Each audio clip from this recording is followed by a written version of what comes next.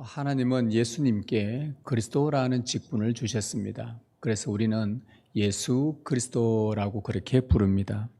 그리스도의 이 직분은 선지자, 제사장, 왕의 일을 하는 그 사역을 말합니다. 예수님은 참 선지자로 하나님의 뜻을 완전히 이 땅에 드러내셨습니다. 그분은 또한 참 제사장으로 자신을 단번에 하나님께 제물로 드리셨습니다. 또 그분은 참 왕으로서 그의 말씀과 성령으로 말씀을 다스리고 계십니다. 이런 측면에서 이 그리스도라는 직분은 예수님이 무엇을 하는 분인지 알려주는 그분의 정체성이라 할 수 있습니다. 이런 맥락에서 우리는 예수님으로부터 우리도 그리스도인이라는 직분을 받았습니다. 그리스도인이라는 이 직분은 우리가 이 세상에서 무엇을 하며 살아가는지 알려주는 우리의 정체성이라 할 수 있습니다. 예수께서 그리스도로 살아가셨듯이 우리도 그리스도인으로 살아가는 것입니다. 즉 그리스도를 증거하는 선지자의 삶을 살고 우리를 감사의 산 제물로 그리스도께 드리는 제사장으로 살아내고 또 말씀과 성령으로 우리를 다스리는 왕의 직분으로 살아가는 것, 이것이 그리스도인이라는 직분을 받은 우리들의 마땅한 삶입니다. 오늘 설교는 그리스도의 이 직분 가운데에서 직무 중에 특별히 선지자의 삶에 초점을 좀 맞추려고 합니다. 왜냐하면 우리가 지난 주간 함께 성경 통독을 하면서 이사야 말씀을 읽었지 않습니까?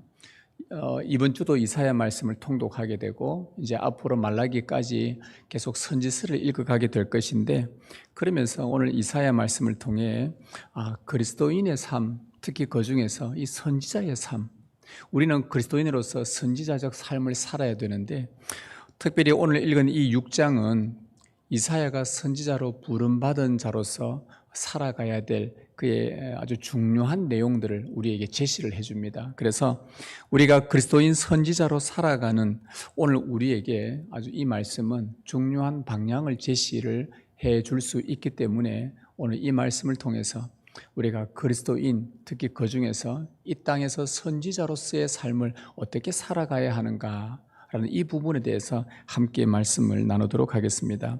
이사야 6장의 배경은 1절에 보시면 남유다 우시야 왕이 죽는 해에, 즉 우시야 왕이 죽으면서 이 6장이 시작이 됩니다. 우시야는 남유다를 52년간 통치한 아주 통치 기간이 굉장히 긴, 즉 다시 말하면 나라를 참 잘 다스린 그런 왕이었습니다. 괄목할 만한 경제 성장을 이루었고 특히 정치적으로는 다윗과 솔로몬 시대의 그 영광을 재현하기 위해서 참 노력했던 유능한 군주였습니다. 그래서인지 이사야 선지자는 우시야를 참 많이 좋아했고 그를 신뢰했었죠. 그러나 우시야가 후에 교만하게 되고 하나님께서 그를 치셔서 나병이 걸리게 합니다. 그렇게 나병을 앓다가 생을 마감하게 되죠. 유능하고 훌륭했던 왕의 사망 소식, 이 소식을 들었던 백성들이 그 불안감이 점점 커져갑니다. 그럴 때에 나라의 위기의 앞에서 이사야 선지자는 하나님께 성전에 나아가 기도하기 시작을 합니다. 근데 그가 성전에서 기도하던 중 지금까지 보지 못했던 놀라운 환상을 한 가지 보게 됩니다.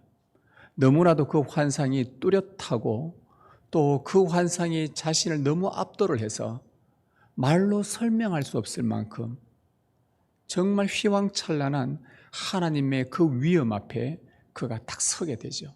그 놀라운 환상이 1절에서 4절 내용입니다.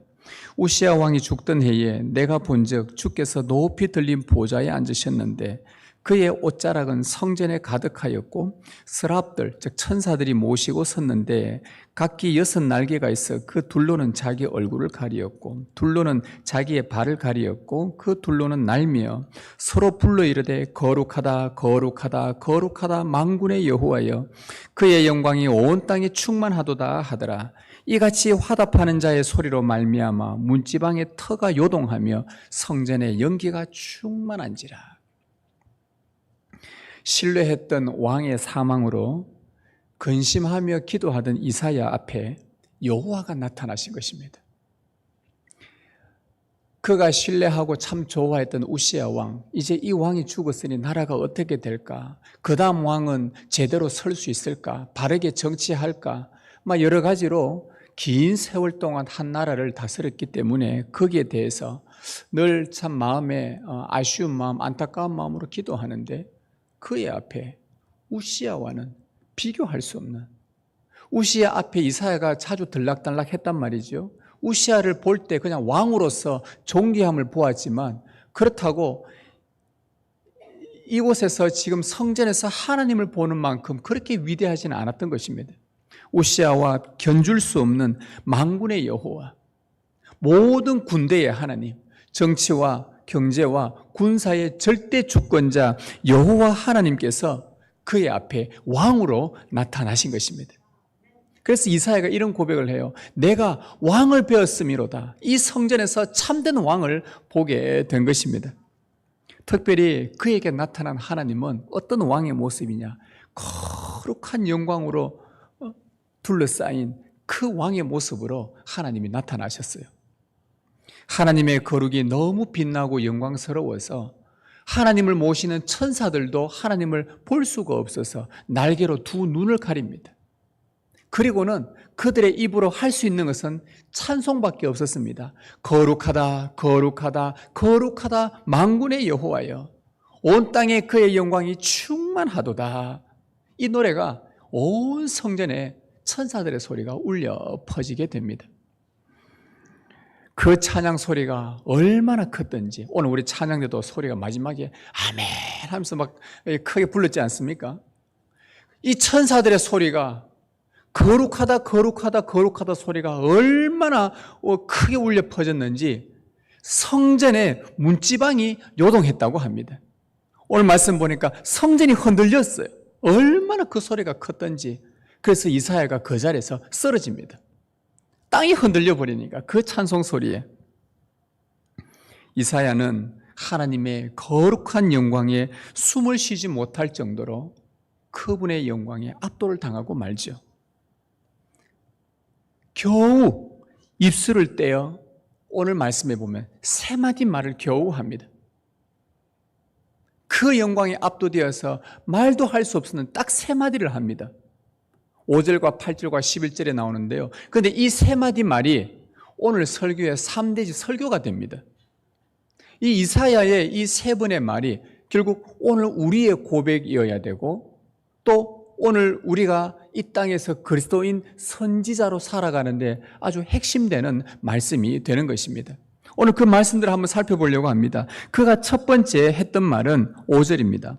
그때에 내가 말하되, 이사야가 말합니다. 그 영광스러운 거룩한 하나님을 뵙고 나서 내가 말하되 화로다 나여 망하게 되었도다. 나는 입술이 부정한 사람이요 나는 입술이 부정한 백성 중에 거주하면서 만군의 여호와이신 왕을 배웠음이로다.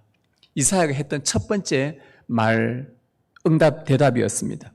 거룩한 하나님을 뵙자 그는 자신을 나는 참 부정하구나, 나는 참 부정한 사람이구나 라고 그렇게 인정을 하는 것이 그의 첫 번째 말, 반응이었습니다. 부정한 백성들이 이 땅에서 살고 있는데 그 백성들과 함께 똑같은 땅에 거주하고 있다는 그 이유만으로 자기도 부정한 사람이라고 그렇게 인정을 한 것입니다. 나름대로 깨끗하게 산 줄 알았는데 내심 어린 시절부터 율법을 가까이 하면서 다른 사람보다 좀 더 순수하게 산 것 같았는데 하나님의 거룩하심을 보고 나니까, 거룩한 하나님의 임재 앞에 딱 서보고 나니까 나는 정말 아무것도 아니고, 이사야가 다른 저 50 몇 장 이사야 뒷부분에서 얘기한 것처럼 내가 입은 옷은 더러운 옷과 같고 내가 하는 행동들은 다 오염되고 더럽고 하나님의 거룩하심 앞에 서보니까 정말 별 볼 일 없는, 형편없는 부정 그 자체인, 불의 그 자체의 자기 모습을 보고서 거기에서 하나님 앞에 나는 부정한 사람입니다 라고 그렇게 인정을 한 것입니다. 하나님의 거룩함 앞에 자신의 부정이 적나라하게 드러나자 그가 순간 율법 중에 출애굽기의 말씀이 딱 떠오릅니다. 나를 보고 살 자가 없음이니라. 하나님의 그 소리, 모세와 관련되어 있어서 하나님이 하신 말씀이죠. 나를 보고 살 자가 없음이니라. 부정한 이사야가 거룩한 하나님을 뵙자 이 말씀으로 깨닫게 되면서 하나님을 보고 살 자가 없구나. 그래서 그가 입에서 터져나온 외침이 뭐냐? 화로다 나여 나에게 화가 임하였도다. 거룩하신 하나님이 부정한 나를 보니 나에게 화가 임하였도다. 망하게 되었도다. 나는 망하게 되었도다. 이사야가 자기 자신에게 저주를 외친 것입니다. 참, 나가 이런 사람이구나. 화로다. 나는 망하게 되었도다. 그때 또 한 가지 놀라운 광경이 하나 펼쳐집니다. 그렇게 이사야가 탄식하면서 가슴치며 나는 부정하다, 나는 불의하다, 나에게 화가 임하였도다, 나는 망하였도다 그러고 있는데 한 천사가 나타나서 성전 제단에 그 제물을 태우는 숯불을 하나 집어내고서는 이사야에게 날라와서 이사야 입에 탁 갖다 댑니다. 6절 7절에 그 말씀이 나옵니다. 그때에 그 서랍 중에 하나가 부젓가락으로 제단에서 집은 바 핀 숯을 손에 가지고 내게로 날아와서 그것을 내 입술에 대며 이르되 천사가 말합니다. 보라, 이것이 내 입에 닿았으니 네 악이 제하여졌고 네 죄가 사하여졌느니라 하더라. 천사가 날아와서 그의 입술에 그 숯을 딱 대니까 이사야의 죄가 그 순간 다 사해지게 된 것입니다. 제단 숯불은 그 희생 제물을 태우는 숯이었습니다. 제물을 태운다는 것은 죄를 태운다는 것이죠. 제물에다가 희생 제물에다가 그 사람이 안수를 하면 그 사람의 죄가 그 제물에게 전가됩니다. 그래서 제물을 다 태운다는 말은 내 죄를 태운다는 말이죠. 거룩한 하나님을 보았던 부정한 이사야가 나는 저주받아 마땅합니다. 나는 내게 화가 미쳤나이다. 나는 죽어 마땅합니다. 라고 하는데 하나님의 은혜의 숯불이 날아와서 죽음에 해당하는 부정한 이사야의 모든 죄악이 다 태워지고 죄 용서라는 큰 긍휼을 얻게 된 것입니다. 이사야는 그 순간 거룩한 하나님 앞에서 정결하게 되었습니다. 여러분, 하나님께서 왜 그에게 다른 여러 속성들을 가지고 계시지만 특별히 거룩하다 거룩하다 하시며 거룩한 본성을 드러내셨겠습니까? 부정한 그를 이사야가 고백한 대로 나는 이제 망하게 되었도다. 정말 이사야를 망하게 하기 위해서 거룩한 하나님으로 임재하셨겠습니까? 아닙니다. 하나님께서 당신의 속성을 드러내실 때는 목적이 있습니다. 그 속성과 거리가 멀어진 자기 백성들을 하나님께로 돌이키게 하기 위함입니다. 그분께서 다양한 속성으로 나타나시는데 물론 하나님이 임재하면 그분 안에는 이 모든 속성이 동시다발적으로 나타납니다. 그러나 그 중에 특별히 어떤 사람에게 하나님이 자비의 하나님으로 찾아오시고 어떤 분에게는 선하신 하나님으로 찾아오시고 어떤 분에게는 거룩하신 하나님, 어떤 분에게는 사랑의 하나님, 어떤 분은 공의의 하나님으로 찾아오십니다. 그 이유는 그 성품과 거리가 멀어진 자기 백성들을 주께로 다시 되돌리기 위해서입니다. 거룩과 거리가 멀리 살고 있었던 자기 백성들의 부정을 다 덜쳐내서 내가 참으로 부정한 존재구나. 나는 내 나름대로 좀 괜찮게 사는 사람인 줄 알았는데 하나님의 거룩이 나를 딱 비추니까 정말 나는 더러운 존재구나. 정말 오염된 존재구나. 죄와 사망의 그에 마땅한 자이구나. 그렇게 나의 부정을 인정하게 되고 그리고는 하나님의 은혜로만 죄 용서받아 정결케 되고 거룩한 자녀로 살아갈 수 있다는 것을 보여주기 위해서 하나님은 오늘 이사야에게 거룩한 자로 나타나신 것입니다. 따라서 거룩한 하나님의 임재는 우리를 망하게 하려는 것이 아니라 정결케 하시려는 하나님의 은총인 것입니다. 오늘 우리가 예배 가운데 하나님께서 거룩함으로 임재하실 때는 우리를 망하게 하기 위해서가 아닙니다. 자, 내가 거룩하지, 너희는 정말 부정하지, 너는 죽음 마땅해, 다 죽어! 라고 하나님께서 그렇게 하시려고 지금 거룩으로 나타난 것이 아니라 우리에게 은혜 베푸시려고 찾아오신 그분의 무한한 자비요 은총이라는 것입니다. 여러분, 이사야는 그가 의지했던 유능한 왕 우시야가 죽어서 나라 정세가 기울고 옆에 아수르는 이 기회를 틈타 공격하고 압제하려고 하는 이때에 참 이사야가 근심이 많았는데, 사실 그가 근심해야 될 것은 우시야가 죽어서 근심할 일이 아니라 하나님을 뵙고 나니 그 백성들이 말씀 따라 정결하게 살지 않고 있는 그 백성들 때문에 근심해야만 했던 것입니다. 아, 그렇구나. 성도인 우리는 교회에, 한국 교회에 유능한 지도자가 없어서 근심할 것이 아니라 말씀을 따라 정결하게 살지 않는 우리들의 모습 때문에 근심하며 두려워해야 한다는 말씀입니다. 성도의 정체성은 정결함이거든요. 교회의 정체성은 거룩함이거든요. 세상과 구별된 거룩함이거든요. 여러분, 예배 때마다 여러분 거룩한 하나님을, 그분의 임재를 여러분 경험하십니까? 지금 이 시간 하나님께서 우리 가운데 임재하셔서 말씀하고 계시는 그 거룩함 앞에 여러분들이 그 거룩을 지금 경험하고 계십니까? 하나님의 거룩 앞에서 나의 부정한 모든 죄목들을 드러내고 덜추어내서 정직하게 나는 참 죄인입니다. 나는 참 부정합니다. 이것을 부인할 수가 없습니다라고 여러분 인정하고 계십니까?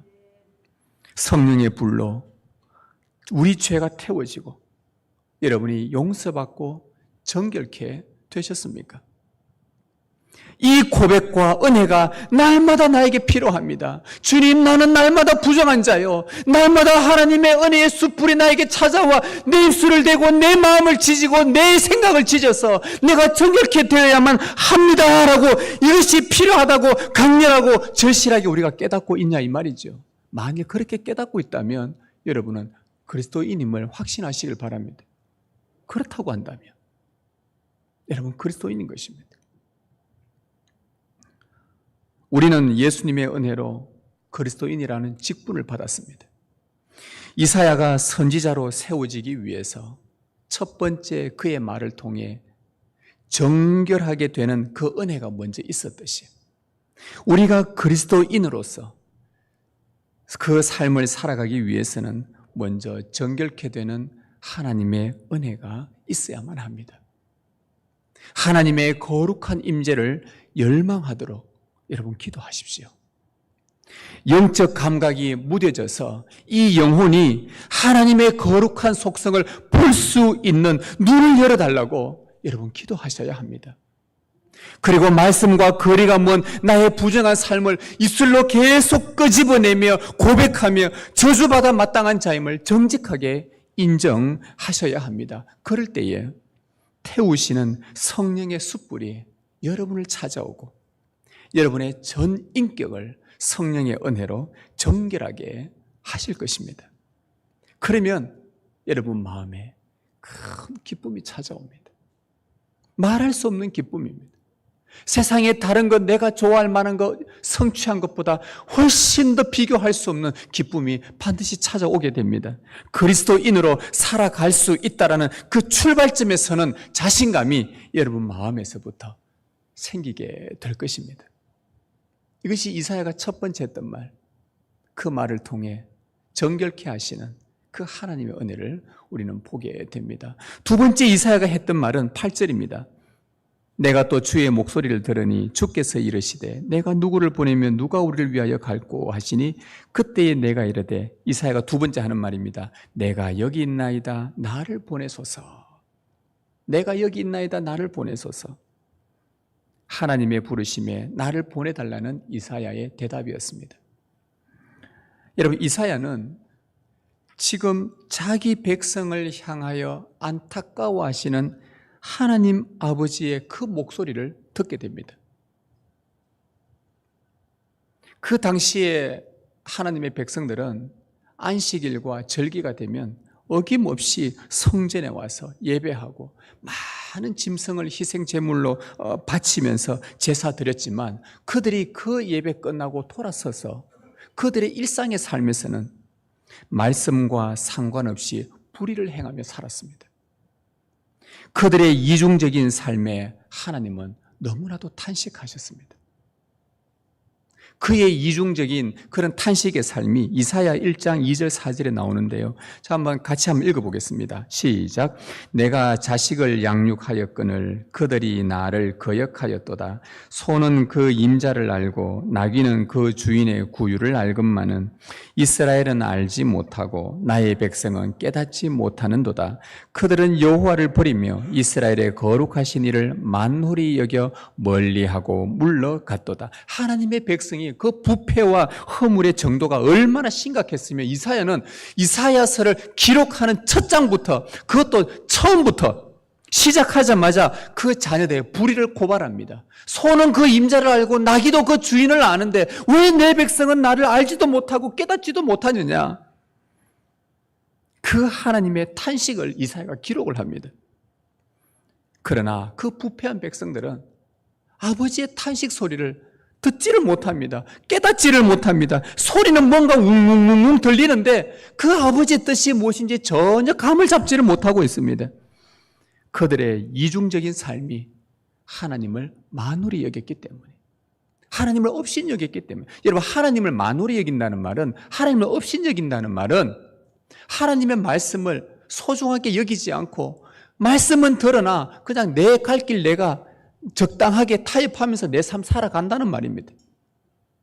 한쪽에는 바알을 섬기고 한쪽은 여호와를 섬기며 양다리 걸치는 신앙을 한다 이 말입니다. 이게 이중적인 삶입니다. 여러분, 그렇게 살아가는데 어떻게 아버지의 탄식 소리가 들릴 수 있겠습니까? 따라서 이 말씀에는요, 아버지의 탄식 소리는 그들은 깨달을 수 없다는 거예요. 나는 너희들이 바치는 짐승의 기름에 너희들이 수천 마리, 수만 마리의 짐승을 가져와서 희생을 드리는데 그 기름에 나는 배가 너무 불렀다. 제발 이제는 그만 가지고 오너라. 나 예배 싫다. 제발 나에게 오지 말거라. 이 아버지의 탄식 소리가 무슨 말인지 깨닫지를 못하고 계속해서 습관을 쫓아서 짐승을 들고 오고 제사 드려서 야, 우린 제사 드렸다. 하나님께 예배 드렸다. 하나님 우리에게 복 주시옵소서. 돌아가서는 이웃에게 불의를 행하고 악을 행하고 도둑질하고 살인하고 간음하고 거짓 증거하고 그렇게 살아갔단 말이죠. 불의하고 부정하게 살아가는. 그러니 아버지 하나님의 속이 얼마나 탔겠습니까?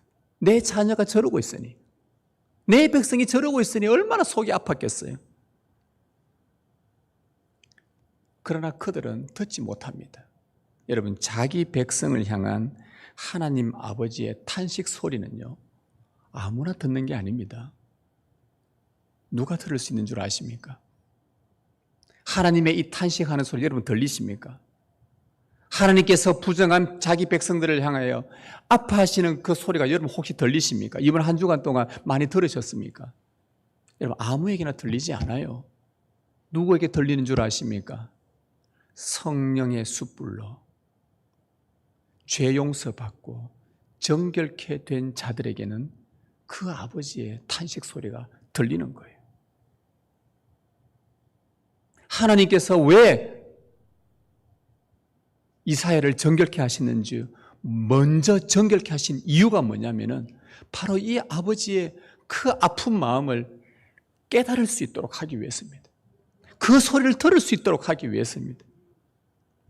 저 부정한 백성을 위해 누구를 보낼까? 저 부정한 내 자녀에게 하느님 말씀을 전하러 누가 갈까? 아파하는 아버지의 목소리가 이사야의 귀에 들리기 시작한 것입니다. 그전에는, 그가 정결케 되기 전에는 이 소리가 들리지 않았습니다. 하나님은 언제 때부터 아파하셨습니까? 아담 하와가 범죄하고 나서부터 계속 아파하셨습니다. 이 백성을 내가 어찌할까? 또 아파하셨으나 이 소리가 들려도 깨닫지를 못했는데, 이사야도 정결케 되기 전까지는 깨닫지 못했는데 성령의 은혜로 깨닫게 되자 이 하나님의 말씀이 들리게 된 것입니다. 이사야의 마음이 움직이기 시작합니다. 저주받아 마땅했던 자신도 하나님의 은혜로 정결케 되고 나니 부정한 백성들이 눈에 밟히기 시작하고 그 백성을 향한 하나님의 탄식을 깨닫게 되자 이 마음이 견딜 수가 없었습니다. 성령으로 정결케 된 자는 여러분 성령께서 여러분 안에 자원하는 심령을 주셔서 하나님의 부르심에 응답하게 됩니다. 주여, 내가 여기 있으니 나를 사용해 주십시오. 내가 여기 있으니 나를 사용해 주십시오. 정결케 된 자들은 아버지의 탄식 소리를 듣고 이 헌신의 고백을 하게 된다는 것입니다.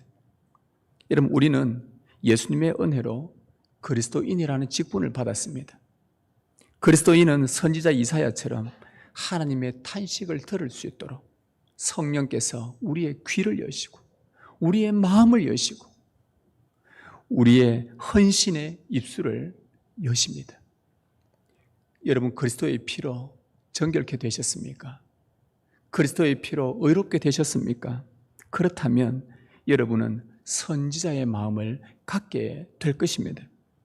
믿음과 무관하게 살아가는 내 옆에 있는 지체들을 바라보며 전혀 복음에 꿈쩍도 하지 않고 반응하지 않는 내 자녀들을 바라보며 아무리 외쳐도 듣지 않는 주위의 많은 사람들을, 그들을 생각하면 주님처럼 이 심령이 아파와야 합니다. 이것이 그리스도의 피로 정결케 된 자들의 나타나는 특징입니다. 그럴 때에 제가 여기 있으니 저를 사용하여 주소서라고 입술로 헌신할 수 있기를 바랍니다. 하나님은 여러분의 그 선지자적 헌신, 그 결단을 통해 당신의 거룩함을 곳곳에 드러내실 것입니다.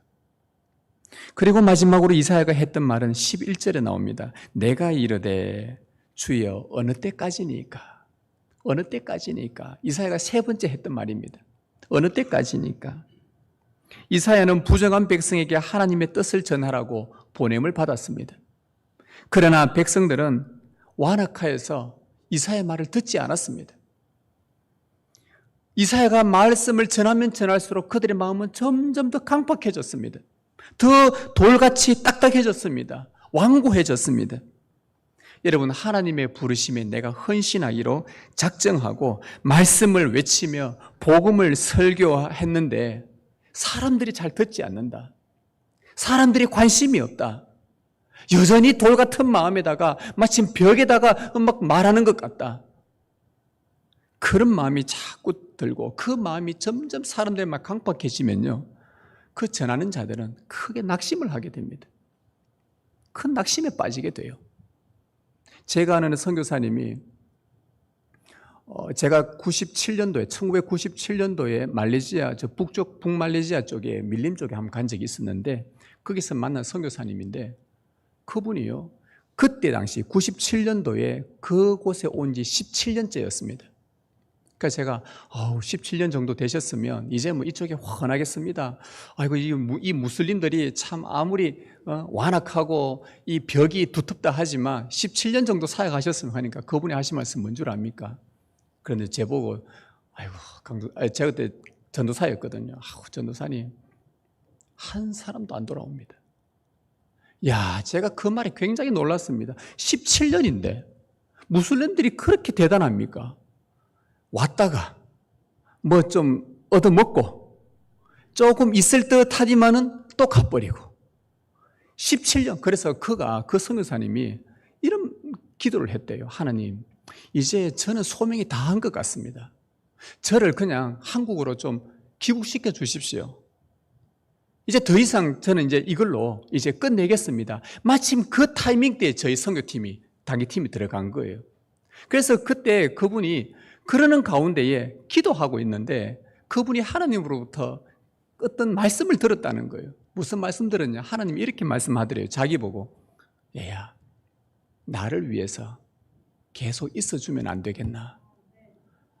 그 말에 그분이 막 눈물을 팍팍 쏟으면서 억장이 무너지는데 저 강팍해져가는 저들을 볼 때마다 막 빨리 고국으로 돌아가고 싶은데 이제 소명이 끝났다 싶은데 주님이, 야, 나를 위해서 거기 조금만 더 있어주지 않을래? 그 말에 그분이 다시 주저앉고 그 자리에서 계속 있었다는 거예요. 17년째 그렇게 하고 있었는데 크게 낙심이 많이 되었다고 합니다. 그러나 하나님은 이사야에게 그들에게 아무리 외쳐도 듣지 않으면 자 이제 막 네 할 일 다 했다 이제 그만해라가 아니라 그래도 계속 전하라고 하나님 이사야에게 계속 부추깁니다. 그러면서 그 이유를 말씀해 줍니다. 저들이 왜 강팍해서 말을 안 듣는지 9절 10절에 여호와께서 이르시되 가서 이 백성에게 이르기를 너희가 듣기는 들어도 깨닫지 못할 것이요 보기는 보아도 알지 못하리라 하여 이 백성의 마음을 둔하게 하며 그들의 귀가 막히고 그들의 눈이 감기게 하라 염려하건대 그들이 눈으로 보고 귀로 듣고 마음으로 깨닫고 다시 돌아와 고침을 받을까 하노라. 그들이 마음을 강팍하게 계속 먹는 이유가 뭔가 보니 하나님께서 눈을 막고 귀를 막아서 복음을 전해줘도 듣지 못하도록 하나님이 그렇게 만들어버리셨다는 거예요. 하나님께서 그들의 귀와 눈을 막았다는 거예요. 여러분 하나님께서 처음부터 그들의 귀를 막으셨을까요? 처음부터 그들의 눈을 막으셨을까요? 아닙니다. 하나님은 성경에 따르면 자비가 무한하신 분이에요. 한이 없으셔요. 끝까지 달려가셔서 그들을 끊어안으시는 분이 하나님이신데 그런데 그들의 귀와 눈을 닫으신 것은 그들이 말씀을 안 들어도 너무 안 들으니까 그들이 말씀의 가치를 소중히 여기지 않으니까 하나님의 말씀을 여러 선지자를 통해서 끊임없이 보내도 계속해서 하나님을 없인 여기니까 자기 생각에 따라 너무너무 계속해서 고집 피우니까 마음이 돌같이 완고해서 그래서 하나님께서 내리신 결론은 내가 저들을 돌이키지 않을 것이다. 저렇게 내버려 둘 것이다. 그렇게 징계를 받도록 내가 할 것이다. 그들의 마음이 더욱 강팍해지도록 내가 눈도 막아버리고 귀도 막을 것이다. 하나님이 오죽했으면 이런 결단까지 내렸냐 이 말입니다. 그때 이사야가 묻는 거예요. 이게 세 번째 말이었습니다. 그가 묻는 질문이 세 번째 말이었어요. 주님, 언제까지 그렇게 하실 겁니까? 이거예요. 주여, 어느 때까지니까? 언제까지 그들의 마음을 내버려 두실 것입니까? 이사야는 그 가슴이 타들어갑니다. 이스라엘 백성들이 광야에서 금송아지 만들었을 때 하나님께서 진노하셔서 내가 이들을 생명책에서 지워버리겠다. 내가 이들을 진멸해버리겠다 할 때에 모세가 뭐랍니까? 하나님, 당신이 구원한 백성을 왜 진멸하십니까? 이들을 진멸하시려면 생명책에서 내 이름을 지워주십시오. 차라리 그 정도로 모세가 탄식하며 하나님 앞에 언제까지 이들을 이렇게 내버려 두실 겁니까? 라고 말했던 그 이사야의 심정이 오늘 이 말입니다. 이 심정입니다. 그때 하나님이 대답합니다. 11절 12절 내가 이르되 주여 어느 때까지니까 하였더니 주께서 대답하시되 성읍들은 황폐하여 주민이 없으며 가옥들에는 사람이 없고 이 토지는 황폐하게 되며 여호와께서 사람들을 멀리 옮기셔서 즉 그들을 징계하셔서 심판하셔서 저 멀리 바벨론의 포로로 보내셔서 옮기셔서 이 땅 가운데 한 사람도 살지 않도록 황폐한 곳이 많을 때까지 내가 이들을 돌이키지 않을 것이다. 황폐하게 될 때까지 그 땅이 완전 쓸모없는 땅이 되어버릴 때까지 완전히 전멸할 때까지 내가 그들을 돌이키지 않겠다고 하나님께서 단단하게 마음을 먹으셨던 거예요. 그러면서 동시에 이사야에게 희망의 약속을 하나 해주신 것이 마지막 13절입니다. 그 중에 10분의 1이 아직 남아있을지라도 다 멸망하고 10분의 1이 남아있어도 그것도 아니다. 이것들도 다 황폐하게 될 것이다. 그러나 밤나무와 상수리 나무가 배임을 당하여도 그 거루터기는 남아있는 것 같이 거룩한 씨가 이 땅에 거루터기니라 하시더라. 나무가 배임을 당하고 이 남유다 백성들이 잘려나가고 칼에 배임을 당하고 포로로 잡혀가 이제는 거루터기만 남아있는 것처럼 강팍함으로 하나님의 무서운 칼의 심판을 그들이 받더라도 이 과정을 다 거친 이후에 거룩한 씨는 남겨 내가 이 땅을 새롭게 할 것이라는 하나님의 희망의 약속이었습니다. 이 희망의 날은 구속사로 보면 예수님께서 이 땅에 오신 날이었습니다. 바로 그 날에 예수님께서 오셔서 이 어두운 땅에 빛으로 오셔서 복음을 전했을 때 강팍했던 그들의 마음이 듣고 순종하는 자들이 일어났었습니다. 돌아오지 않을 것 같았던 그들이 성령의 충만한 오순절 성령 강림으로 그들이 하나님께로 돌아오는 역사가 있었습니다. 그들이 했던 말이, 그러면 우리가 이제 어찌하면 좋겠느냐? 회개하고 세례를 받고 회개에 합당한 열매를 맺어라. 그런 역사가 일어나게 된 것입니다. 그들이 바로 거룩한 씨였고 그들을 통해 무너진 하나님의 나라를 다시 일으키셨던 것이죠. 그때까지 선지자들은 그들이 듣든지 듣지 않든지 낙심되더라도 낙심하지 말고 포기하지 말고 끝까지 복음을 설교하는 일을 계속 해야만 했습니다. 이것이 선지자의 삶이었습니다. 우리는 예수님의 은혜로 그리스도인이라는 직분을 받았습니다. 그리스도인은 주님께서 다시 오셔서 부정한 자들을 예수 그리스도의 피로 정결하게 만드실 그날까지 예수님이 오셔서 이 땅에 모두 당신의 택한 자들이 돌아오지 않고 완악하게 끝까지 고집 피우는 거부하는 그들을 그리스도의 피로 정결하게 하는 그날까지 그들이 말씀을 듣고 순종하여 하나님 나라 공동체로 들어와 거룩한 씨가 될 때까지 말씀 전하고 가르치는 일을 쉬지 않는 자들이 그리스도인의 선지자적 삶입니다. 이것이 선지자의 삶을 사는 자들입니다. 언제까지 이 일을 해야 됩니까? 주님 다시 오실 때까지. 마음을 강팍해 하는 자들을 보더라도 낙심하지 말고 얼마나 모순되는 줄 압니까? 하나님은 자꾸 저들에게 전하라 하고 하나님은 저들의 귀와 눈을 막아버리고 너는 계속 전하라 하고 귀와 눈을 막아버리고 뭔가 말도 되지 않는 일인데 하나님은 그럼에도 계속해라. 내 때가 있다. 내가 저들을 거룩특위에서 새싹이 나게 나고 이새의 줄기에서 예수 그리스도로 말미암아 새싹이 나고 새로운 공동체가 되고 그런 거룩한 씨가 될 그날이 있으니 그때까지 너는 듣든지 듣지 않든지 그들이 완악하게 하든 그들의 마음을 강팍하게 하든 개의치 말고 계속해서 네 할 일을 해라. 전해라. 듣지 않든 내 자녀들이 완악하게 굴든 이곳에서 말씀을 전해도 그냥 교회에 왔다 갔다 하든 그것 보고 화내지 말고 분노하지 말고 포기하지 말고 그래도 끝까지 네 할 일 다 해라. 이것이 그리스도인으로 이 땅에서 선지자로서의 살아가는 삶인 것입니다. 성도 여러분, 그리스도인은 이 땅에서 선지자의 삶을 사는 자들입니다. 우리는 그리스도의 놀라운 은혜로 성령의 정결케 하시는 구원의 복을 얻은 자들입니다. 날마다 여러분의 죄와 부정을 인정하고 그리스도의 피로 성령으로 새롭게 되기를 갈망하며 기뻐하며 사시길 바랍니다. 정결케 된 우리는 하나님의 탄식 소리를 듣고 그 부르심에 헌신하는 은혜를 얻었습니다. 여러분들이 요긴하게 사용될 때 부족하더라도 하나님의 거룩이 드러나도록 주님 저를 사용해 주십시오 라고 성령이 역사하실 때 여러분 그것을 갈망하며 기뻐하시기를 바랍니다. 주께서 완고하고 강팍한 자들을 돌이켜 회복시킬 때까지 낙심하지 말고 끝까지 인내하며 주의 복음과 함께 살아가시기를 바랍니다.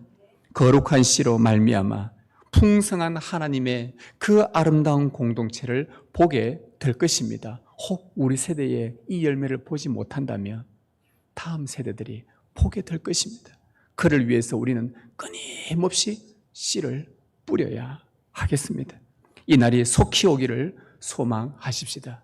주님의 은혜가 여러분 안에 함께하기를 진심으로 축복합니다.